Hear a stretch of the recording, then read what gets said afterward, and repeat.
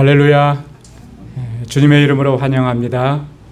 이 시간 우리 마음을 다하고 또 뜻을 다하고 성품을 다해서 여호와 하나님께 예배드리겠습니다. 우리 다 같이 기도하겠습니다.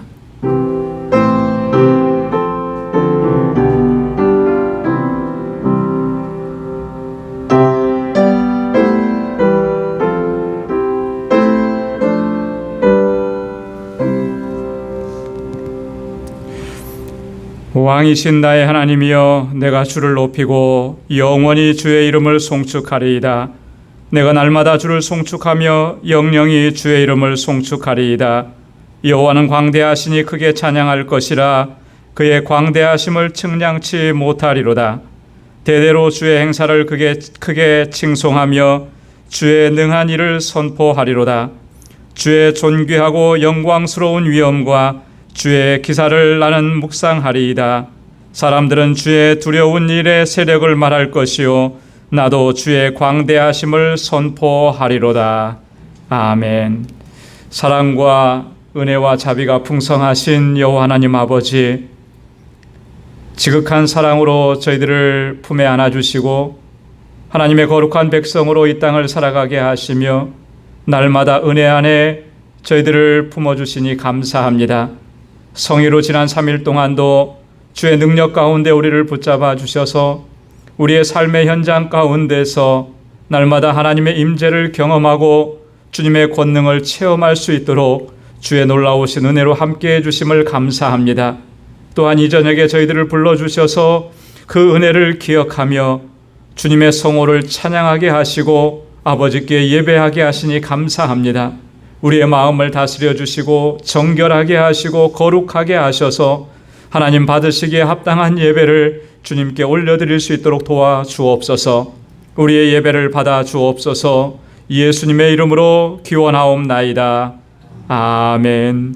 전능하사 천지를 만드신 하나님 아버지를 내가 믿사오며 그 외아들 우리 주 예수 그리스도를 믿사오니 이는 성령으로 잉태하사 동정녀 마리아에게 나시고 본디오 빌라도에게 고난을 받으사 십자가에 못 박혀 죽으시고 장사한 지 사흘 만에 죽은 자 가운데서 다시 살아나시며 하늘에 오르사 전능하신 하나님 우편에 앉아 계시다가 저리로서 산 자와 죽은 자를 심판하러 오시리라. 성령을 믿사오며 거룩한 공예와 성도가 서로 교통하는 것과 죄를 사하여 주시는 것과 몸이 다시 사는 것과 영원히 사는 것을 믿사옵나이다. 아멘. 우리 이 시간 다 함께 찬양으로 하나님께 영광 돌리겠습니다. 약할 때 강함 대신에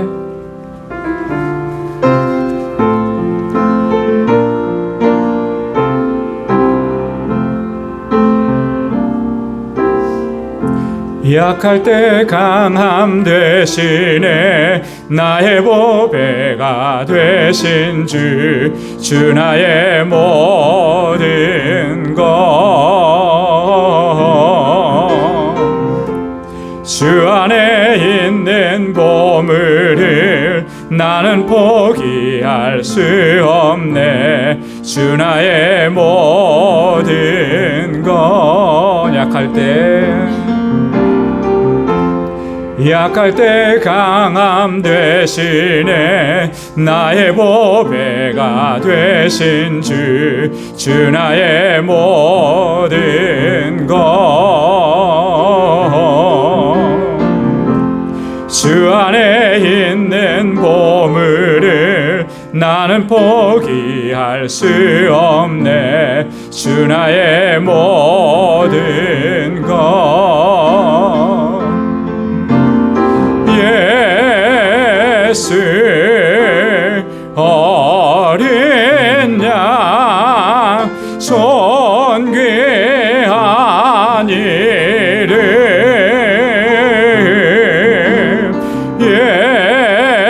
예수 어린 양 존귀한 이름. 십자가 제사 하셨네. 십자가 죄사하셨네.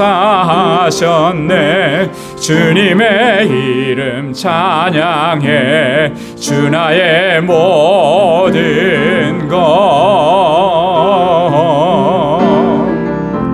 쓰러진 나를 세우고 나의 빈잔을 채우네. 주 나의 모든 것. 십자가 죄사하셨네.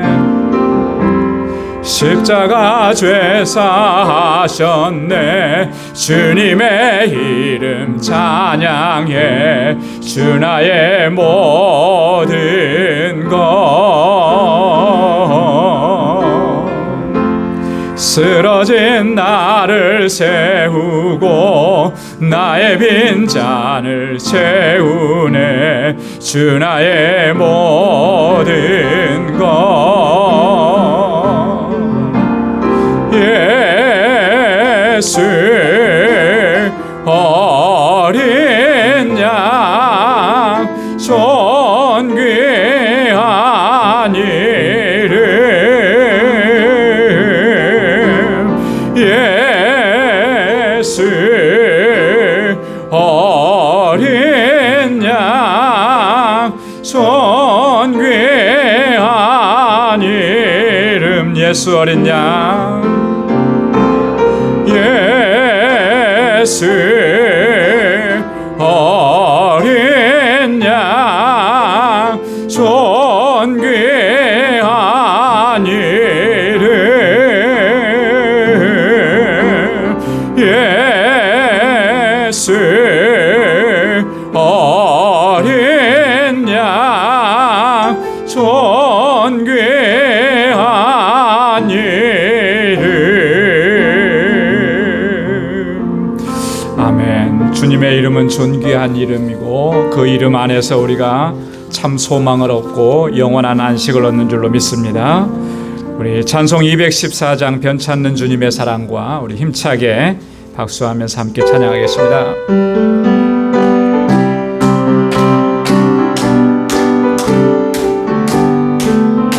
변찮는 주님의 사랑과 거룩한 보혈의 공로를 우리 다 찬양을 합시다. 주님을 만나볼 때까지 변찮는 주님의 사랑과 거룩한 보혈의 공로를 우리 다 찬양을 합시다. 주님을 만나볼 때까지 예수는 우리를 깨끗게 하시는 주시니 그의 피 우리를 눈보다 더 희게 하셨네. 우리를 깨끗게 한 피는 무궁한 생명의 물이세. 생명을 구원한 친구들 하나님 찬양을 합시다.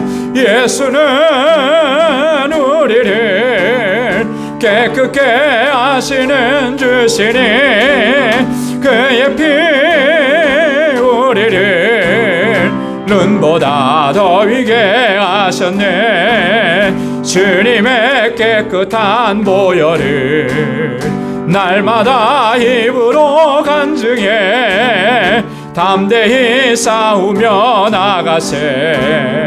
천국에 들어갈 때까지 예수는 우리를 깨끗게 하시는 주시니 그의 피 우리를 눈보다 더 위게 하셨네.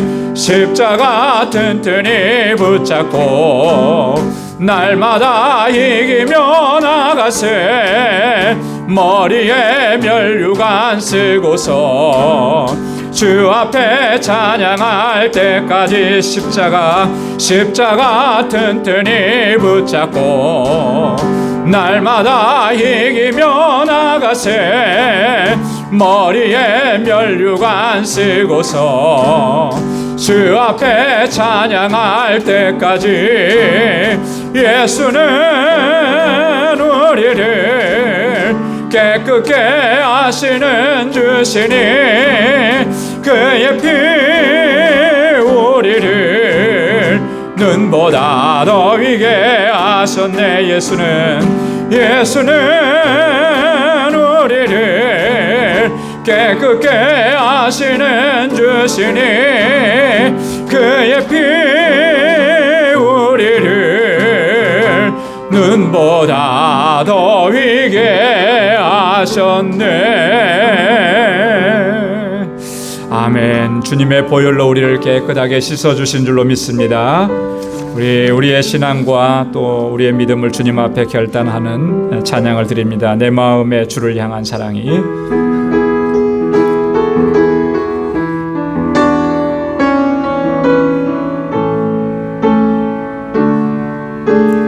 내 마음의 주를 향한 사랑이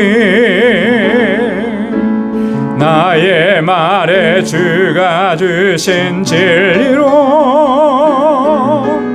나의 눈에 주의 눈물 채워주소서.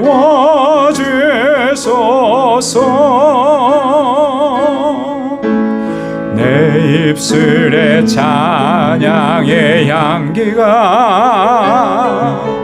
두 손에는 주를 닮은 사랑이 나의 삶의 주의 흔적 남게 하소서. 하나님의 사랑이 영원히 함께하리. 십자가의 길을 걷는 자에게 순교자의 삶을 사는 이에게 조롱하는 소리와 세상 유혹 속에도 주의 순결한 신부가 되리라. 내 생명 주님께 드리리. 내 마음의 주를 향한 사랑이 나의 말엔 주가 주신 진리로 나의 눈에 주의 눈물 채워주소서.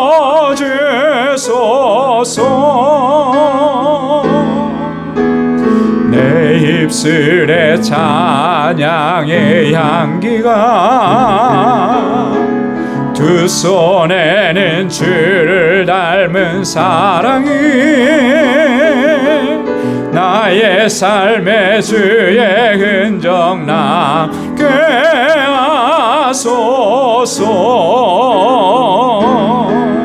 하나님의 사랑이 영원히 함께하리. 십자가의 길을 걷는 자에게 순교자의 삶을 사는 이에게 조롱하는 소리와 세상 유혹 속에도 주의 순결한 신부가 되리라. 내 생명 주님께 내 생명 주님께 드리리. 아멘. 일평생 주님의 십자가 바라보고 주님의 증인으로 살아가는 우리 모두가 될 수 있기를 소망합니다. 이 시간 우리 다 같이 통성으로 함께 기도하겠습니다. 우리 교회를 위해서, 또 세워주신 주의 일꾼들을 위해서, 또 우리 지체들을 위해서, 특별히 육신적으로 연약한 분들을 위해서 우리 함께 기도해 주시고, 또 이곳에서 자라나는 우리 어린 심령들과 학생들, 우리 청년들을 위해서 기도해 주시고, 우리 교회가 또 하나님께서 주신 사명을 잘 감당할 수 있게 해달라고 주의 능력으로 또 성령으로 충만케 해달라고 함께 기도해 주시고, 우리 선교사님들을 위해서 또 우리 떠나온 조국과 우리가 살아가고 있는 이 땅을 위해서, 위정자들을 위해서 기도해 주시고, 오늘 이 시간 주님 앞에 가지고 나온 우리의 간절한 기도의 제목, 우리 같이 마음을 합해서 함께 통성으로 기도하겠습니다. 은혜가 풍성하신 아버지 하나님, 참 고맙고 감사합니다. 오 하나님 아버지, 오늘도 저희들을 사랑하셔서 이렇게 은혜의 보좌 앞으로 불러주시고, 하나님 우리의 목소리 높이고 우리의 마음을 다해서 하나님을 찬양하게 하시며, 아버지 하나님 이렇게 날마다 사모하는 마음으로 주 앞에 더 가까이 나아올 수 있도록 우리를 이끌어주셔서 하나님 정말 감사합니다.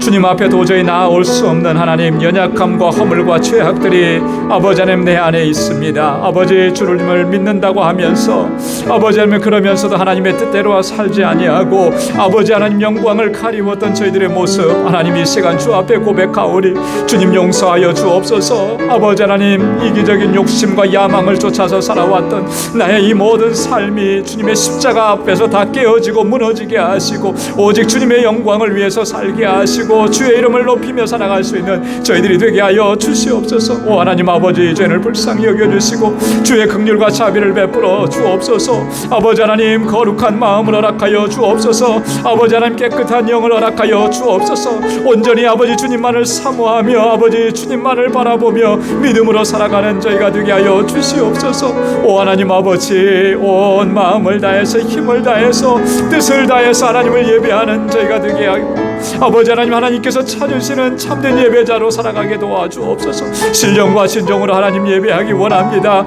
우리의 마음의 모든 것들이 주님만을 향하기 원합니다. 주님 붙잡아 주시고 성령께서 함께하여 주시고, 아버지 하나님 이 시간도 우리의 예배를 받아 주시옵소서. 아버지 하나님 주님께서 세워주신 우리 방주재단 주님 든든하게 지켜주시고 여기까지 인도하신 아버지 감사합니다. 주신 사명 잘 감당하는 진정한 믿음의 공동체가 되게 하시고, 아버지 하나님 아름다운 사랑의 공동체가 되게 하셔서, 아버지 하나님 이 안에 있는 모든 주의 백성들이 주의 사랑으로 하나 되게 하여 주시옵소서.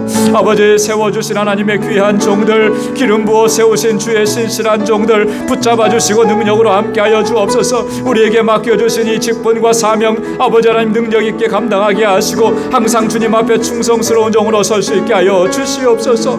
아버지 하나님 나는 연약합니다. 주의 강하신 발로 붙들어 주시고 성령의 역사하심으로 말미암아 오직 하나님의 뜻을 이루어가는 신실한 종들이 되게 하여 주시옵소서. 우리 사랑하는 지체들을 긍휼히 여겨 주옵소서. 우리 방주의 권속들 그 개인과 가정의 삶 속에 주의 은혜와 평강을 더하여 주옵소서. 믿음 안에서 승리의 삶을 살아가게 하시고, 아버지 하나님 어느 곳에서나 하나님 영광을 위해 살아가는 주의 종들이 되게 하여 주옵시고, 아버지 하나님 저들의 가정마다 하나님의 평강을 더하시고, 아버지 어디에서나 하나님 주의 영광 높이 드러내는 삶을 살아가기에 부족함이 없게 하여 주옵소서. 곤고한 중에 주님 앞에 부르짖는 주님의 자녀들 하늘의 위로로서 함께하여 주시고 붙잡아 주시며, 아버지 하나님 육신의 연약함 가운데 고통 중에 부르짖는 심령들 주님의 손으로 만져주시고 치료하여 주옵소서. 수고하고 무거운 짐진 자들아 다 내게로 오라, 내가 너희를 쉬게 하리라. 주님 말씀하신 대로 이제는 주님 앞에 나아가서 참 평안을 누리게 하여 주시고, 모든 염려와 걱정과 근심은 다 주님께 맡기게 하여 주옵시고, 오직 우리에게 주신 사명 믿음으로 잘 감당하는 주의 종들이 되게 하여 주옵소서. 아버지 하나님 우리 방주교회 세상을 향하여서 구원의 방주로서의 사명을 온전히 감당하게 하옵시고, 특별히 아버지 하나님 이곳에서 자라나는 어린 심령들과 학생들과 청년들 주께서 아버지 하나님 저들을 믿음의 용사들로 세우셔서 이 세대를 이끌어가는 하나님의 귀한 종들이 다 되게 하여 주옵소서. 저희를 위해 수고하고 애쓰는 모든 교사들과 아버지 하나님 우리 또 전사님 위의 능력과 권능으로 함께 하셔서 우리 아버지 유스울과 이엠이 날마다 성장하고 부흥하게 하시고 이 세대를 이끌어가기에 부족함 없도록 도와주옵소서.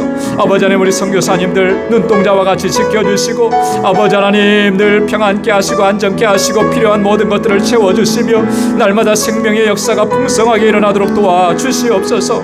오 하나님 아버지 바라옵고 원합니다. 아버지 하나님 우리 알라메다 방주교회 하나님께서 세우셨사오니 능력으로 역사하시고 그 지역의 영혼들을 주님 앞으로 인도하는 귀한 교회로 우뚝 서게 하시며, 우리 선교사님과 아버지 모든 사역자들에게 능력과 권능으로 함께하여 주시옵소서. 오 하나님 아버지 이 시간도 주님 앞에 나와서 저희들 아버지 마음의 소원을 아뢰며 간절하게 간구하고 주의 종들의 부르짖는 그 기도 하나님께서 들어주시고 하나님의 거룩하신 뜻 안에서 응답하여 주시고 매일매일의 삶이 하나님의 임재 가운데 살아가는 삶이 되게 하시고 우리의 일평생을 주님의 증인으로 살아가기에 부족함이 없도록 주님 역사하시고 이끌어 주옵소서. 이제 아버지 하나님 저희들 말씀 앞에 섭니다. 하나님 함께 하시고 우리의 마음밭에 주의 귀한 말씀의 씨앗을 뿌려주셔서 아버지 이 시간도 주님 앞에 새롭게 결단하고 아버지 하나님 은혜 안에 거하도록 주님 도와주시옵소서. 주님 함께 하실 줄로 믿습니다. 모든 감사와 찬양과 영광 아버지 하나님께 올려드립니다. 감사합니다. 예수님의 이름으로 간절히 기도드리옵나이다. 아멘.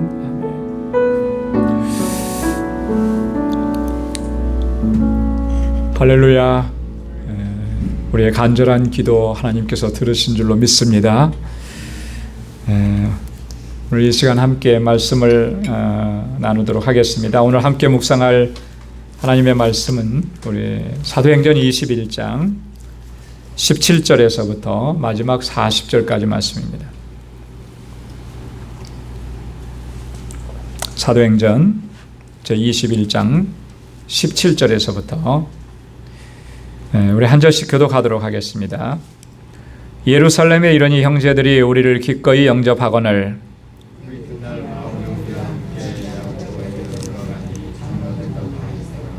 바울이 문안하고 하나님이 자기의 봉사로 말미암아 이방 가운데서 하신 일을 낱낱이 고하니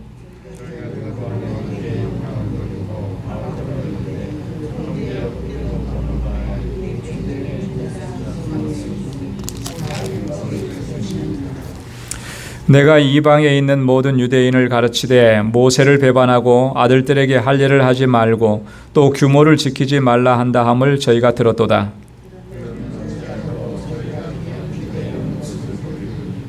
우리의 말하는 이대로 하라. 서운한 네 사람이 우리에게 있으니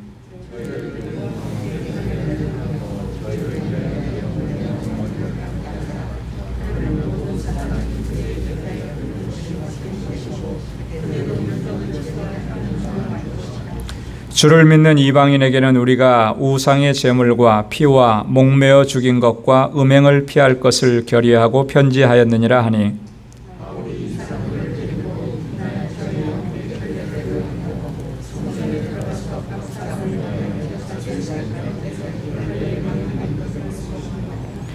그 이래가 거의 참에 아시아로부터 온 유대인들이 성전에서 바울을 보고 모든 무리를 충동하여 그를 붙들고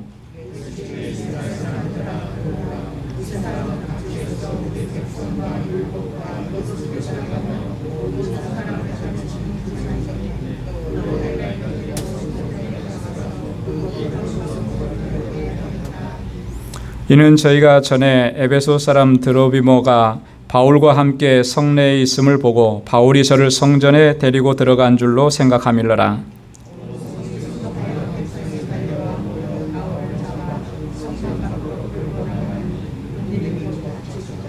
저희가 그를 죽이려 할 때에 온 예루살렘에 요란하다는 소문이 군대의 천부장에게 들리매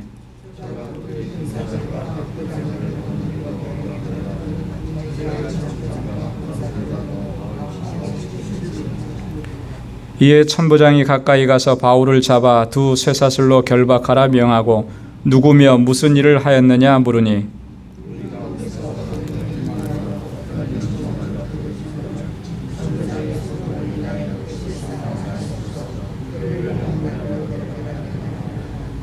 바울이 층대에 이를 때에 무리의 포행을 인하여 군사들에게 들려가니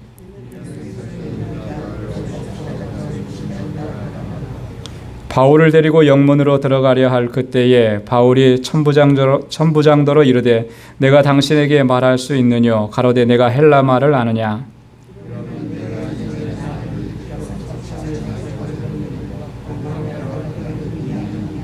바울이 가로되 나는 유대인이라 소읍이 아닌 길리기아 다소 성의 시민이니 청컨대 백성에게 말하기를 허락하라 하니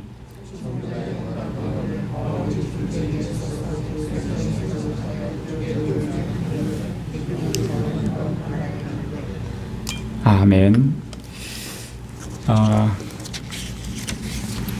오늘 함께 봉독한 본문의 내용들은 바울이 3차 선교 여행을 이제 마치고 또 예루살렘에 도착해서 그 예루살렘에서 겪은 그런 사건들에 대해서 오늘 본문에 기록해 놓고 있습니다.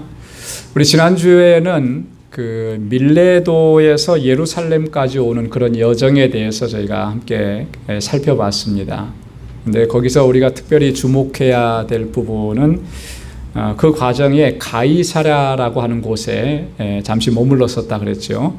이 가이사랴에서는 이 초대교회 7집사 중에 한 사람이었던 전도자 빌립의 집에서 잠시 머물렀었습니다. 빌립이라고 하는 사람이 가이사랴에서 복음을 증거하고 있었고 그의 4명의 딸들도 다 예언의 은사를 받아서 하나님께서 주신 사명을 감당하는 그런 가정이었다 그랬죠. 근데 거기에 있었을 때 한 선지자가 유대로부터 내려왔습니다. 그 선지자의 이름이 뭐라 그랬죠? 아가보라고 하는 선지자예요. 그죠? 이 아가보라고 하는 선지자가 와가지고 바울이 이제 장차 예루살렘에 가면 겪게 될 그런 일들에 대해서 예언을 했습니다. 그래서 이 유대인들에 의해서 결박을 당하게 될 것이고 그래서 이방인의 손에 넘겨지게 될 것이다.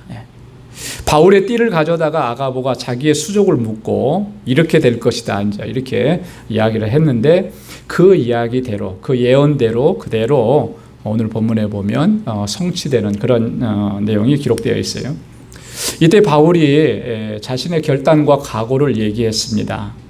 나는 주 예수의 이름을 위해서 결박당하는 것뿐만 아니라 죽을 것도 각오했다. 결박당하는 게 그게 문제냐? 나는 죽을 것도 각오했는데 실제로 바울은 이런 각오와 결단한 대로 마지막에는 순교를 당했죠. 오늘 우리가 신앙생활하고 믿음 생활한다라고 하는 것은요, 여기서 그냥 평안하게 복받고 잘 살다가 천국 가는 거, 사실 많은 분들이 이렇게 우리 신앙생활을 생각하고 믿음 생활을 하는데 엄밀히 보면은 성경에서 말씀하고 있는 그 신앙의 여정하고는 많이 다르게 생각하는 거예요. 그죠? 우리가 믿음으로 산다라고 하는 것은 바로 오늘 바울이 살아가면서 겪었던 것처럼 우리의 모든 믿음의 선조들이 겪었던 것처럼 그런 고난과 환난과 또 심지어는 순교라고 하는 죽음이라고 하는 것까지 겪게 될 수 있다라고 하는 거죠. 그래서 그것을 각오해야 된다는 거예요. 그렇게 각오하지 않으면 정말 큰 고난이 있고 환난이 있었을 때 이 믿음을 저버리기가 너무 쉬운 거예요. 왜? 내가 기대했던 것은 그게 아니기 때문에.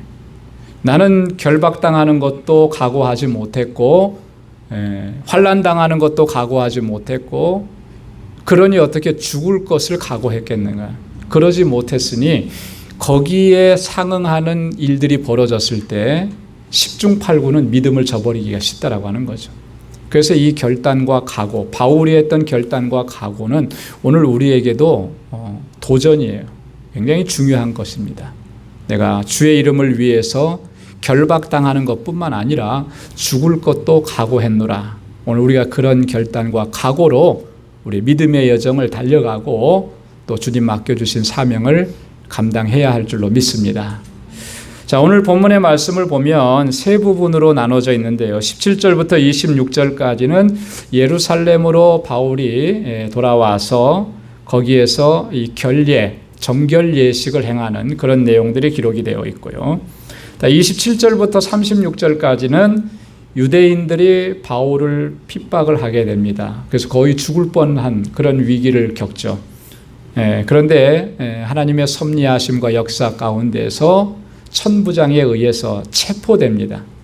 체포됐다라고 하는 것은 좋지 않은 거지만 이 바울의 상황에서 볼 때는 하나님께서 바울을 살려내신 거잖아요. 그죠? 그런 일들이 있었고요. 그리고 마지막 부분에서 37절에서 40절에는 이제 바울이 천부장에게 한 가지 부탁을 하는 내용이 있습니다. 그 부탁하는 내용은 이 유대 사람들에게 자기가 할 말이 있는데 그거 허락해 달라고 하는 그런 부탁이에요. 자, 그러면 오늘 한 구절씩 좀 살펴보도록 하겠습니다. 먼저 17절부터 26절까지 예루살렘으로 바울이 귀환을 했죠. 자, 그런데 귀환을 해서 예루살렘 교회의 지도자들의 영접을 받습니다. 1차 선교 여행을 마치고 왔을 때, 2차 선교 여행을 마치고 왔을 때, 그리고 지금 3차 선교 여행을 마치고 왔을 때 예루살렘 교회가 바울을 맞이하는, 그 영접하는 그 일들이 조금씩 달라지는 것을 볼 수가 있는데, 예루살렘 교회 지도자들이 바울과 그 일행을 아주 따뜻하게 영접을 합니다. 그리고 바울은 거기에 가서 이 3차 선교 여행 동안, 선교 여행 그 기간 동안에 있었던 그 일들을 하나도 빠짐없이 본문엔 낱낱이라 그렇게 다 보고하는 그런 내용들이 나오는 거죠. 그 2절에 보면은 야고보에게로 들어갔다 그랬습니다. 야고보에게 들어갔더니 거기에 장로들도 함께 있었다 그랬는데요. 이 초대 예루살렘 교회에서 야고보의 이름이 자주 등장을 합니다. 그렇죠?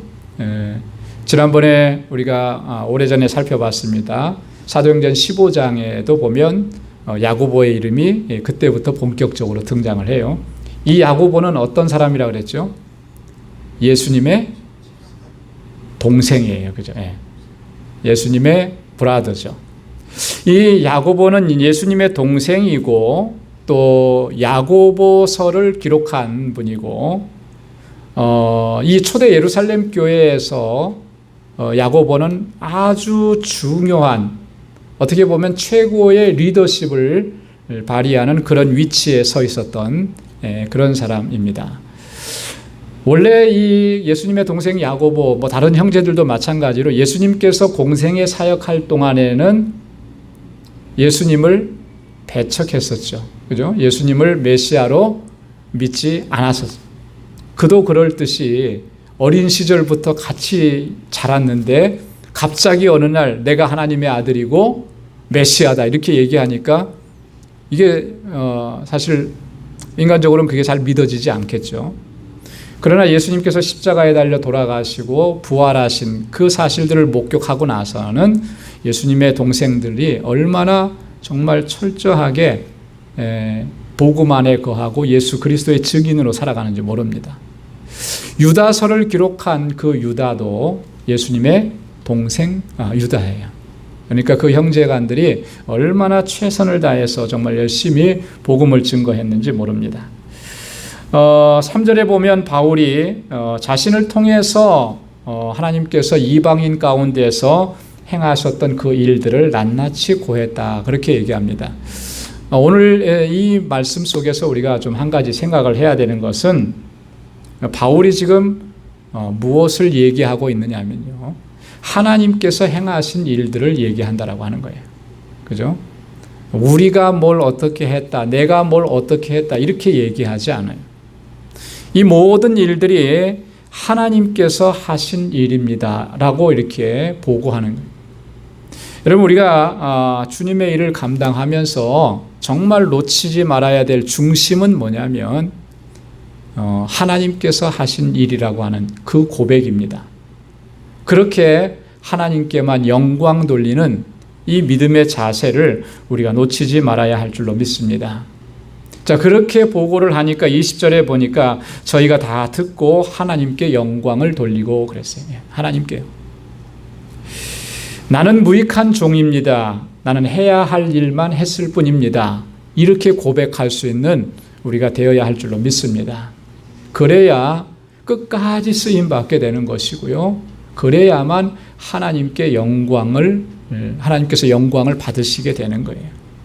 조금이라도 내 공로나 내가 어떻게 했다거나 나를 자랑하거나 나를 드러내는 일들이 일어나지 않도록 우리가 늘 조심하고 경계하고 주의해야 한다고 하는 거죠. 그렇게 하지 않으면 어느 순간인가 보면은요, 열심히 하기는 했는데 결국 내 이름이 드러나고 나라는 사람이 드러나고 또 그걸 기대하고 이렇게 되면 이 하나님의 은혜로부터 멀어지게 된다라고 하는 것이죠. 그럴 때는 정말 내가 큰 일을 하고도, 그죠? 남들이 하지 못하는 그런 큰 일을 하고도 하나님의 은혜는커녕 오히려 그 일 때문에 정말 큰 낭패를 겪게 되는 이런 일들이 생길 수가 있다라고 하는 것이죠. 오늘 바울이 정말 위대한 일들을 감당했잖아요. 그죠? 얼마나 많은 사람들을 주님께로 돌아오게 했습니까? 충분히 자기를 드러낼 만하지만 그러나 여기에는 바울은 전혀 자기를 드러내는 일이 없어요. 하나님께서 우리를 통해서 하신 일, 그잖아요. 그 말 속에는 우리는 그저 도구였을 뿐이다. 하나님께서 사용하시는 도구였을 뿐이다. 나는 무익한 종이었을 뿐이다라고 하는. 오직 하나님만이 영광을 받으셔야 된다. 그렇게 주님의 사역을 감당하는 우리 저와 여러분들이 다 될 수 있기를 주님의 이름으로 축원합니다. 자, 바울의 이런 보고를 받고 하나님께 영광을 돌리고 20절부터 26절까지 보면 이 교회의 초대교회 지도자들이 한 가지 염려를 얘기를 해요. 그리고 나서 바울에게 권고하는 내용입니다. 20절 말씀에 보면 자, 유대인 중에 믿는 자 수만 명이 있으니 다 율법에 열심 있는 자라. 여러분, 유대인 중에 믿는 자 수만 명이 있었다라고 하는 게 그냥 지나칠 수 있는 그런 지나치면 지나칠 수도 있겠지만 이 부분이 참 놀라운 성령의 역사다라고 하는 것을 다시 한번 우리가 조금만 생각하면 참 놀랍구나 하는 것을 우리가 깨닫게 돼요. 왜냐하면 이 예루살렘 안에 유대인 중에 믿는 자가 수만 명이다, 수백 명이다 이렇게 얘기하지 않고 수만 명이다. 상당히 많은 숫자죠. 자, 이 예루살렘 안에는 어떤 일이 과거에 있었느냐 하면 유대인들의 핍박으로 인해서 스데반이 순교를 당하고 사도들 외에는 다 흩어졌다 그랬어요. 어떻게 보면 초대교회가 굉장히 위기 가운데 놓여 있었던 그런 상황이었죠. 얼마나 초기에 오순절 그 성령 강림 사건 이후에 교회가 급속도로 부흥을 했었습니까? 자, 그런데 스데반의 순교와 유대인들의 핍박으로 인해서 교회가 다 흩어져 버렸단 말이죠. 그런 상황임에도 불구하고 오늘 지금 여기서 얘기하는 게 뭐예요? 지금 유대인들 중에 믿는 자가 얼마나 된다고요? 수만 명이라. 핍박을 받고 다 없어지는 것 같고 교회가 위기 상황이었던 것 같은데 아니요. 교회는 살아있었던 것이고 그 안에서 성령이 역사하셨던 것이고 복음의 능력이 역사했던 것이죠. 유대인들이 복음을 믿었다. 복음을 받아들이고 예수를 믿었다. 이거는요. 어느 정도로 참 이게 힘들고 놀라운 일이냐. 그냥 안 믿는 사람이 예수 믿었다라고 하는 것과는 비교도 안 될 만큼 정말 놀라운 일인 거예요. 그렇지 않겠습니까? 지금도 여전히 예루살렘 땅에서 유대인들에게 예수 그리스도의 복음을 증거하면 이거 잘 받아들이지 않는 거죠. 예수라고 하는 실존적인 역사적인 인물에 대해서는 알지만 그가 메시아다, 그가 그리스도라고 하는 것은 유대인들은 잘 받아들이지 않는 거예요. 여전히 그들은 메시아를 기다리고 있기 때문에 이런 상황인데 지금 유대인들이 이렇게 수만 명이 복음을 받아들이고 예수를 믿었다. 놀라운 일인 것이죠. 놀라운 역사. 자, 그런데 한 가지 문제가 생긴 거예요. 그들은 여전히 뭐에 열심히 있었다 그랬습니까? 율법에 열심히 있었다. 여전히 율법에 열심히 있었다라고 하는 거예요. 복음을 받아들이기는 했지만 여전히 유대교적인 삶의 방식, 전통, 또 율법과 또 할례, 이것은 반드시 지켜야 된다라고 하는 것을 주장하는 이런 모습을 띠고 있었다라고 하는 것이죠. 자, 그러니까 여기에 뭔가 조금이라도 반대되는 일들이 하게 되면 문제가 커질 수가 있는 거예요. 자, 그런데 결국엔 이 일 때문에 바울이 큰 곤란을 겪게 되는 일들이 생긴 거죠. 자, 바울이 이방인 지역에서 복음을 증거하면서 들려오는 소문을 다 듣다 보니까 바울이 이방인 지역에서 복음을 전하다가 유대인 형제들에게 이렇게 가르쳤다라고 하는 거죠. 오늘 본문에 보니까 21절에 그렇게 얘기해요. 모세를 배반하고 아들들에게 할례를 행하지 말고 또 규모를 지키지 말라. 이 규모라고 하는 것은 전통적으로 내려오던 그런 전통들을 얘기하는 거예요. 장로의 유전 뭐 이렇게 표현이 됐었죠. 이런 거 지키지 말라고 했다고 하더라. 그것이 그 소식이 지금 어디까지 왔냐면 예루살렘에 있는 유대인 출신, 유대교 출신의 그리스도인들에게까지 다 전해진 거예요. 그러니까 율법에 열심히 있는 사람들은 그 모습을 보면 용납할 수가 없는 거죠. 바울을. 이런 상황까지 되어버린. 그러니까 바울이 왔다 이런 소식을 듣게 되면 바울이 큰 어려움을 겪을 수도 있는 이런 상황이었다라고 하는 것입니다. 그래서 23절과 24절에 보면 이 초대 예루살렘 교회 지도자들이 바울에게 한 가지 권고를 합니다. 자, 우리 23절, 24절 말씀을 같이 한번 읽어볼까요? 다 같이요. 시작. 우리의 말하는 이대로 하라. 서원한 네 사람이 우리에게 있으니 저희를 데리고 함께 결례를 행하고 저희를 위하여 비용을 내어 머리를 깎게 하라. 그러면 모든 사람이 그대에게 대하여 들은 것이 헛된 것이고 그대도 율법을 지켜 행하는 줄 알 것이라. 자, 한 가지 제안을 했죠. 두 가지 제안입니다. 두 가지 제안인데 그 첫째는 뭐냐면 이 서원한 네 사람이 있는데 저희들을 데리고 가서 이 결례를 행하라. 결례를 행하라. 그리고 비용을 내서 저의 머리를 깎게 해라. 여기서 결례를 서원을 했다 그랬잖아요. 서원을 했다 그랬는데 이 서원은 어떤 서원이었겠습니까? 할례에 대한 서원이었을까요? 서원했다. 성경에서 보통 이제 바울도 한번 그런 적이 있었는데 서원했다라고 하면 여기서 서원의 의미는 나실인의 서원을 의미하는 거예요. 나실인의 서원. 나실인의 서원이라고 하는 것은요, 나면서부터 나실인으로 구별된 사람도 있지만 대부분의 경우는 어느 한 일정 기간 동안에 하나님 앞에 내가 이렇게 작정하고 기도하고 나를 온전히 하나님 앞에 드리는 서원을 하는 거예요. 그게 이제 나실인의 서원입니다. 민수기 6장 1절에서 12절까지의 그 나실인의 규례에 대해서 자세하게 기록을 해놓고 있습니다. 그러니까 여기서 지금 말하는 네 사람도 일정 기간 동안에 나실인의 서원을 했던 거예요. 결례를 행하라 그랬잖아요. 이 결례라고 하는 것은 서원한 사람들이 서원을 시작할 때 그리고 서원이 마쳐지는 때에 각각 자신의 영과 육을 정결케 하는 일종의 정결 예식을 의미하는 것입니다. 자, 이 네 사람이 서원을 했는데 저 사람들이 함께 데리고 가서 결례를 해라. 결례를 행하라. 그러니까 정결 예식을 행하고 또 두 번째는 저희를 위해서 비용을 내서 머리를 깎게 하라. 여러분 왜 머리를 깎아야 됐을까요? 바울도 한번 머리를 깎은 적이 있었죠. 지난번에 우리가 한번 같이 살펴봤는데 사도행전 18장 18절에 보면 겐그리아에서 바울이 서원한 일이 있으므로 머리를 깎았다 그랬거든요. 그때도 바울이 서원한 것은 나실인의 서원이라고 그랬어요. 그 나실인의 서원 기간이 다 끝나니까 머리를 깎았습니다. 왜 갑자기 머리를 깎았을까? 그때도 설명을 해드렸는데 여러분 나실인의 서원을 하게 되면 나실인의 규례가 있는데 그 규례 중에 대표적인 세 가지가 있어요. 나실인의 서원을 하고 그러면 금지해야 될 것 세 가지. 혹시 기억나십니까? 뭐 금지하라 그랬죠?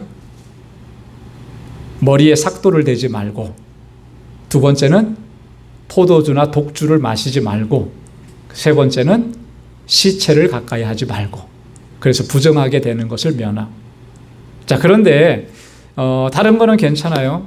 근데 이제 머리에 삭도를 대지 말라 그랬는데 그 기간이 얼마나 됐는지 모르지만 머리가 길어졌을 거 아닙니까? 그죠? 그러면 이제 결례 기간이 끝났으니까 그 머리를 깎는 거예요. 저는 처음에 어렸을 때 학생 때 이 본문을 대하고 바울이 머리를 깎았다 그래서 저희 중학교 다닐 때 머리 빡빡 깎는 것처럼 군대 갈 때 빡빡 깎는 것처럼 그렇게 깎는 건 줄 알았어요. 이제 그런 게 아니고 나실인의 규례를 지켜 행하는 동안에 머리에 삭도를 대지 않았는데 이제는 그 길어진 머리를 깎았다라고 하는 거죠. 이 나시린의 규례, 서원한 기간이 끝났음을 알리는 거예요. 그리고 거기에서 정결 예식을 행하기 위해서 이제 그렇게 했다라고 하는 거죠. 서원을 한 그 마지막 날에는 제사를 드리고 예물을 드렸는데 이 경비를 바울에게 당신이 좀 부담하시오 이렇게 얘기한 거예요. 왜 그걸 그렇게 얘기했느냐 하면 당시에는 그런 어떤 전통들이 있다고 합니다. 유대인들 사이에서는요, 이 가난한 사람들이 어떤 서원을 했는데 서원을 하고 나서 마지막에 이렇게 하나님 앞에 제사 드리고 예물을 드려야 돼, 제물을 드려야 되는데 그것을 감당하기가 어려워요. 그러면 그것을 대신 부담해 주는 거예요. 그걸 굉장한 미덕으로 그렇게 생각을 한 거예요. 자, 그렇게 하게 한 목적이 있습니다. 바울에게 왜 그렇게 하라고 했는가? 24절 말씀에 보면 그랬죠. 자, 그렇게 해서 그렇게 만약에 하게 되면 사람들이 그대에게 대하여 들은 것이 헛된 것이고 그대도 율법을 지켜 행하는 줄 알 것이라 그랬습니다. 지금까지 들려온 그 소문들이 소문이 잘못됐구나. 바울도 우리 집처럼 이렇게 율법을 중요하게 생각을 하는구나. 결례도 행하고 또 서원도 하고 하나님 앞에 이렇게 정결 예식도 행하는구나. 그렇게 해서 그런 어떤 오해들을 풀어가려고 하는 그런 목적을 가지고 기대하고 이제 그렇게 했다라고 하는 거죠. 그래서 바울은 26절에 보면 이렇게 이 야고보와 장로들이 권고해 준 것을 그대로 잘 따르고 그렇게 이행하는 것을 볼 수가 있습니다. 우리가 여기서 한 가지 좀 기억해야 될 것은요, 이 본질적인 것들, 본질적인 진리는 반드시 그대로 지켜야 합니다. 그렇지 않겠어요? 하지만 비본질적인 것에 대해서는 융통성을 좀 가지고 있어야 되는 거예요. 율법이라고 하는 것을 이 본질적인 측면에서 율법을 바라봤을 때 여러분, 율법은 구원의 조건이 아니에요. 그죠? 그래서 구원의 조건으로 율법을 행해야 된다라고 하는 것을 얘기했을 때는 그것은 우리가 단호하게 거부해야 되는 거예요. 바울이 주장한 법. 그러나 구원받은 하나님의 백성으로 율법은 지켜 행해야 된다. 마땅히 하나님의 백성이니 율법대로 살아야 된다. 라고 하는 부분은 지켜나가야 돼요. 그렇지 않겠습니까? 여러분, 율법을 주신 목적이 뭐예요? 하나님께서 왜 그런 율례와 법도와 규례들을 주셨을까요? 그것을 지켜야만 구원받는다라고 해서 주신 것일까요? 그런 건 아니죠. 그죠? 이미 구원받았고 하나님의 백성이 되었으니까 그것이 율법이 규례와 법도가 하나님의 뜻이고 하나님의 말씀인 거예요. 하나님께서 우리에게 기대하시는 것이고 우리가 그렇게 행해야만 하는 것이죠. 그렇기 때문에 하나님의 자녀가 되었으니 그 율법, 하나님의 주신 규례대로 힘써서 지켜 행하는 거예요. 그게 마땅한 거라는 거죠. 이런 것과 똑같은 거죠. 우리가 미국에 살면서 미국의 시민권을 가졌습니다. 그러면 미국의 시민권을 취득하는 순간에 우리는 어떤 의무가 생기느냐 하면 미국의 헌법대로 헌법을 지켜야 되는 그런 의무가 생기는 거예요. 그죠? 네. 그 헌법을 잘 지켰기 때문에 우리가 미국의 시민이 된 것이 아니고 미국의 시민이 되었기 때문에 그 헌법은 잘 지켜야 되는 거예요. 마찬가지인 거죠. 하나님께서 주신 율례와 법도는 우리가 이미 하나님의 백성으로 택함을 받았고 부름을 받았고 하나님 앞에 섰습니다. 그렇기 때문에 이제는 그 하나님의 말씀대로 규례대로 살아야 되는 거예요. 그것이 구원의 조건이기 때문에 그것을 지켜 행한다. 그런 의미는 결코 아니라고 하는 것이죠. 그렇기 때문에 바울이 이렇게 권고하는 내용들을 또 순종하고 따랐던 것을 볼 수가 있습니다. 자, 그 다음에 27절부터 36절까지의 말씀에는 이 일이 있고 난 후에 27절에 보면 그 이래가 거의 참에 그랬습니다. 이 일이 있고 난 후에 유대인들에 의해서 핍박을 당하게 됩니다. 그리고 바울이 체포를 당하게 돼요. 자, 근데 이 체포를 당하는 이 핍박을 당하는 것은 누구로부터 핍박을 당했냐면 28절에 보면 자, 27절부터 한번 같이 볼게요. 그 이래가 거의 참에 아시아로부터 온 유대인들이 성전에서 바울을 보고 그 모든 무리를 충동하여 그를 붙들고 외치되 이스라엘 사람들아 도우라. 이 사람은 각처에서 우리 백성과 율법과 이곳을 회방하여 모든 사람을 가르치는 자인데 또 헬라인을 데리고 성전에 들어가서 이 거룩한 곳을 더럽게 하였다 하니 아시아로부터 온 유대인들이 이 예루살렘 성에 있었던 사람들을 선동한 거예요. 충동질을 한 것입니다. 그러면서 바울을 모함한 거죠. 어떻게 모함하고 있습니까? 우리 백성과 율법과 이곳이라고 하는 것은 성전을 얘기해요. 이 성전을 회방해서 사람들을 가르쳤다. 자, 율법과 성전은 유대인들이 그들의 신앙생활의 핵심인 거예요. 그것을 바울이 이 다른 사람들에게 가르칠 때 그것을 회방하면서 잘못된 것을 가르쳤다라고 해서 이 바울을 이 뭐랄까요? 바울이 지금 바울을 지금 공격하고 바울을 핍박하고 이제 그렇게 하는 것입니다. 그런데 이 헬라인을 데리고 성전에 들어가서 이 거룩한 곳도 회방했다, 더럽혔다 이렇게 이야기를 하는데 사실 이것은 그들이 잘못 알았던 거죠. 오늘 본문에도 보면 29절에 보면은 바울이 에베소 사람 드로비모와 함께 있었다는 그 모습만 보고 바울이 그 헬라 사람을 성전에 데리고 들어갔다 이렇게 판단하고 바울을 모함한 것입니다. 자, 이렇게 해서 바울이 참 어려움을 겪었고 오늘 본문에 보면 이 소동이 얼마나 크게 일어났는지 바울이 어떻게 해볼 도리가 없이 또 박해를 당하고 핍박을 당하고 거의 죽을 뻔한 그런 상황까지 가게 된 거예요. 30절 말씀에 보면 온 성이 소동해서 백성이 달려와 모여서 바울을 잡아 성전 밖으로 끌고 나가니 문들이 곧 닫히더라 그랬습니다. 온 성이 다 소동했다. 폭동이 일어났다라고 하는 거예요. 감정과 행동이 격앙된 상태에서 지금 바울을 붙잡아서 끌고 나갔고 바울을 치기 시작을 한 것입니다. 자, 그 아시아에서부터 온 유대인들이 고발하는 그 내용이 얼마나 자극적이었는지를 여기서 잘 알 수가 있는 거죠. 그러니까 그 사람들의 이야기만 듣고 이 예루살렘에 있었던 사람들이 이렇게 들고 일어난 거예요. 그래서 바울을 죽이려고까지 한 것입니다. 그때 오늘 본문에 보면 하나님께서 바울을 그 가운데에서 살려내시는 겁니다. 그런데 하나님의 정말 섭리와 역사 속에서 바울을 기적적으로 건져내시는 거죠.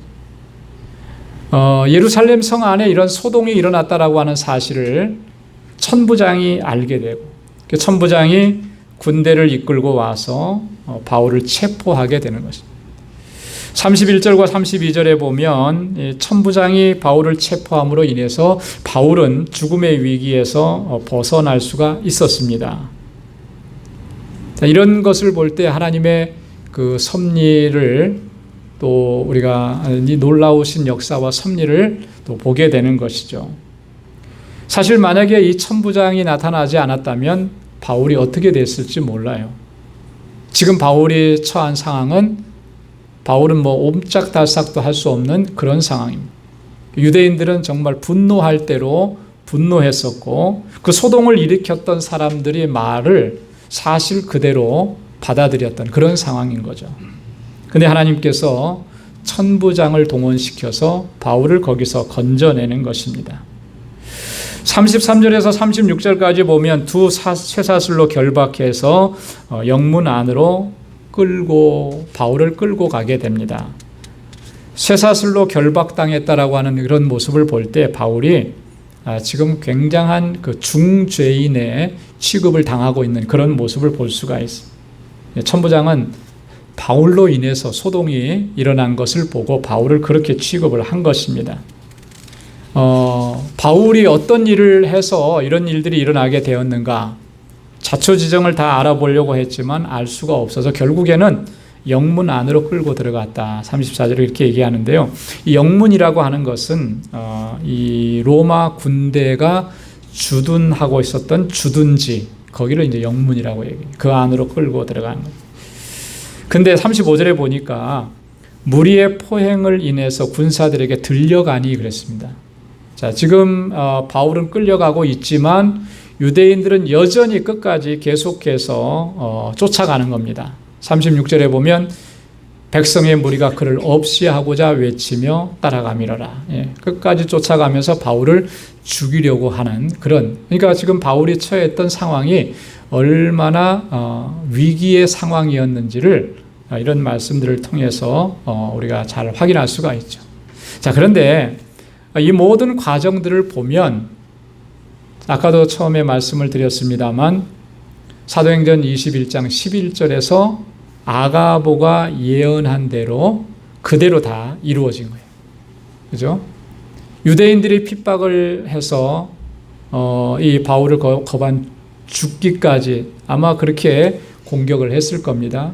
천부장이 나타나지 않았다면 거기에서 바울은 돌에 맞아 죽든지 어떤 식으로 죽었을 거예요.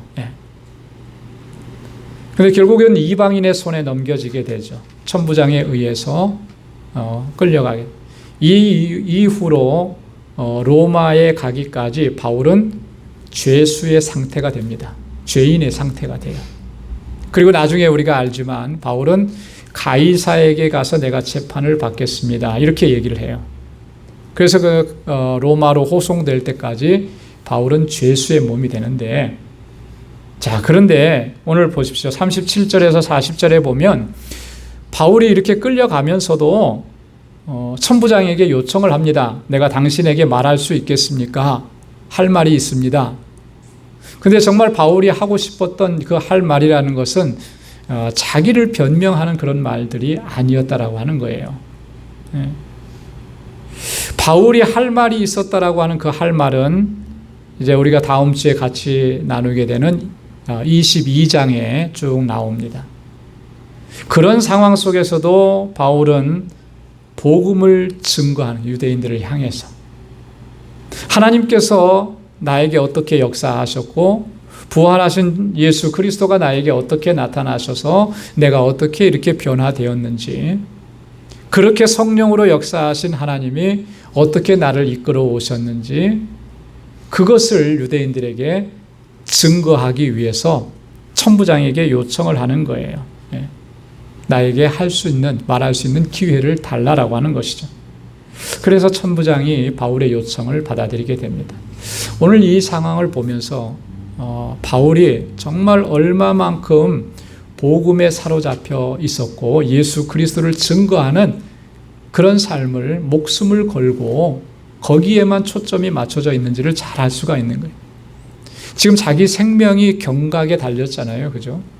유대인들의 손에 의해서 벗어나기는 했지만 여전히 바울은 위험한 상황입니다. 당시에 그 로마 군대에 의해서 끌려갔다라고 하는 거, 거기서 내가 온전하리라고 하는 것은 사실을 기대하기 힘들 수도 있는 거잖아요.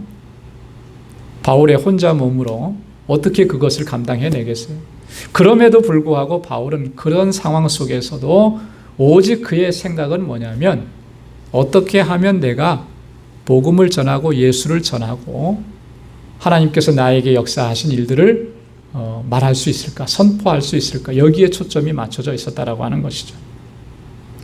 오늘 이 바울의 이런 모습을 보면서 우리가 정말 일평생토록 복음을 위해서 어떻게 살아가야 하는지, 이 복음은 어떻게 증거해야 하는 것인지, 또 우리가 하나님께서 주신 사명들을 어떻게 감당해야 되는 것인지를 다시 한번 우리가 깨닫고 또 우리 마음속에 그런 결단과 각오를 가져야 할 줄로 믿습니다. 오늘 이 본문을 통해서 우리가 두 가지만 꼭 기억하면 좋을 것 같아요. 바울이 했던 것처럼 하나님께서 행하신 일임을 우리는 항상 강조해야 되고 그렇게 하나님께 모든 영광을 올려드려야 할 줄로 믿습니다. 뿐만 아니라 어떠한 상황을 맞이한다 할지라도 우리는 우리가 해야 할 일은 복음을 전하는 일이라는 거죠. 예수 그리스도를 증거해야 되는 일이에요. 상황이 어떻든지 간에 이래서 못하고 저래서 못하는 것이 아니라 이래도 복음을 전하고 저래도 복음을 전하고 우리의 입을 통해서는 오직 예수 그리스도만이 증거되어지는 그러한 삶으로 또 하나님께서 주신 사명을 잘 감당할 수 있는 우리 모두가 될 수 있기를 주님의 이름으로 축원합니다. 기도하겠습니다. 하나님 아버지 감사합니다. 오늘도 하나님의 귀한 말씀을 저희들 같이 묵상하면서 사도 바울을 통해서 보여주신 그 귀한 믿음의 본을 또 저희가 배울 수 있게 하시니 감사합니다. 죽기까지 복음에 사로잡혀서 그 복음을 증거하고 예수 그리스도의 증인으로 살았던 주의 종 사도 바울처럼 오늘 저희들도 불러주신 그 은혜에 감사해서 늘 그 감격 가운데 하나님 맡겨주신 사명을 죽기까지 감당할 수 있는 저희들 되게 하여 주옵소서. 예수 그리스도가 우리를 통해서 증거되게 하시고 우리의 입술과 우리의 말과 우리의 삶을 통해서 오직 예수 그리스도만이 증거되어지는 그 귀하고 복된 삶을 살아가는 우리 방주의 권속들이 다 되게 하여 주옵소서. 어디에서든지 무엇을 하든지 그리스도의 향기로 드러나게 하시고 진리의 등대로 설 수 있도록 도와주시고 구원의 방주로서 예수 그리스도의 증인으로서 살아가기에 조금도 부족함이 없도록 항상 성령께서 우리를 붙잡아 주시고 능력으로 함께하여 주옵소서. 우리 방주의 모든 믿음의 권속들 그 가정과 또 그 손으로 하는 모든 일들과 하나님께서 허락해 주신 그 믿음의 기업들을 든든하게 지켜주시고 오직 주의 영광을 위해서 귀하게 쓰임받는 도구들이 다 되게 하여 주옵소서. 이제는 우리 주 예수 그리스도의 무한하신 은혜와 하나님 아버지의 크고 놀라우신 사랑과 성령의 위로 교통 충만하심의 역사가 복음의 증인으로 살아가기로 결단하는 우리 방주의 모든 믿음의 권속들과 저들의 가정과 직장과 생업의 터전 위에 이제로부터 영원까지 함께 하시기를 간절히 축원하옵나이다. 아멘.